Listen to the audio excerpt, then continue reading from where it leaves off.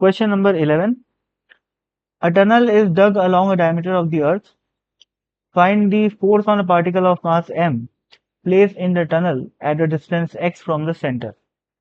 तो ये अर्थ है और बोल रहा है कि अर्थ के डायमीटर के अलोंग एक टनल है ऐसी, ठीक है। ये अर्थ का सेंटर है और एक पार्टिकल रखा हुआ है यहां पर जिसका मास है m, ठीक। और ये टनल जो सेंटर है उससे x दूरी पे रखा हुआ है s। तो पूछा है कि भाई इस पार्टिकल पे फोर्स कितना लगेगा, ठीक है। तो इसको करने के दो तरीके हैं।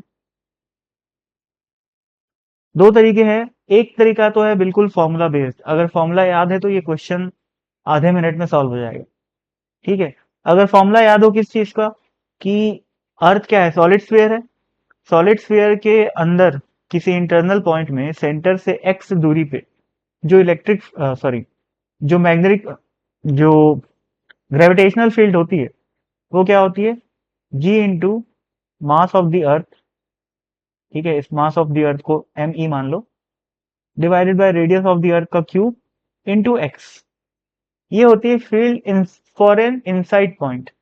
इस फील्ड को अगर मैं मास से मल्टीप्लाई कर दूंगा तो मेरे को क्या मिल जाएगा, फोर्स मिल जाएगा। आगे आंसर, ठीक है। तो एक तो हो गया ये तरीका। दूसरा तरीका, अगर किसी को ये फॉर्मूला याद ना हो, पहली बात तो ये स्ट्रांगली रिकमेंडेड है कि ये फॉर्मूला याद होना चाहिए। लेकिन अगर किसी को फॉर्मूला याद नहीं है तो वो क्या करेगा, वो डिराइव कर सकता है। यही मेथड नंबर 2 है। मेथड नंबर 2, अगर किसी को डेरिवेशन आता हो तो वो आगे बढ़ सकता है, ठीक है। जिसको नहीं आता वो देख ले।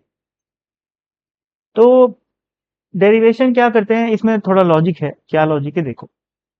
जैसे इतना पार्ट जो है अर्थ का, वो उस उतने पोर्शन के लिए ये पॉइंट क्या हो गया, एक्सटर्नल हो गया, ठीक है। लेकिन अगर मैं इतने पोर्शन की बात करूं, ये जो बाहर वाला पोर्शन,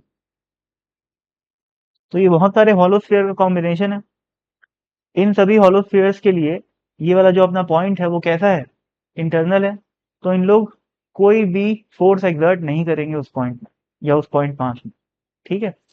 तो अपन को ये लॉजिक समझ में आ गया। अगर अब ये पूरा लॉजिक मैं ऑब्वियसली नहीं समझा सकता ना फुल डिटेल में, वो गॉस लॉ वगैरह से एक्सप्लेन होता है, या फिर मैथमेटिकली अपन इस चीज को डिराइव भी कर सकते हैं कि हॉलो शेल के अंदर इलेक्ट्रिक फील्ड जीरो होती है, ठीक है। तो इस बात को फिलहाल मान लेंगे। और मैं केवल बात कर रहा हूँ, यदि हमें ये फॉर्मूला याद ना है एग्जाम में तो क्या करना है। तो ठीक है, इतने पोर्शन का मास क्या है, उसको मैं एम एम मान लेता हूँ, एम डैश मान लेता हूँ। और ये एम डैश क्या हो जाएगा, वॉल्यूम इंटू डेंसिटी। वॉल्यूम क्या हो जाएगा भाई, total mass of the earth divided by total volume of the earth which is 4/3 pi R cube into volume of this sphere, जो कि हो जाएगा 4/3 पाई एक्स का क्यूब। तो ये 4/3 पाई कट गया और यहाँ पर आ गया M E divided by R cube into X cube. ये आ गया मास। अब इस नीले वाले स्फेरिकल बॉडी के लिए ये जो पॉइंट अपने को दिख रहा है वो कहाँ पर है, एक्सटर्नल है वो, ठीक है।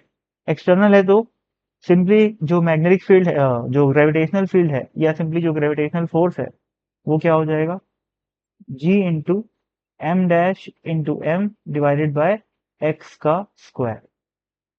तो यहाँ पर जी आ गया, एम डैश की वैल्यू है M E x cube by R cube into M. और एक मिनट यार, M E x cube by R cube into M divided by x का स्क्वायर, हाँ ठीक।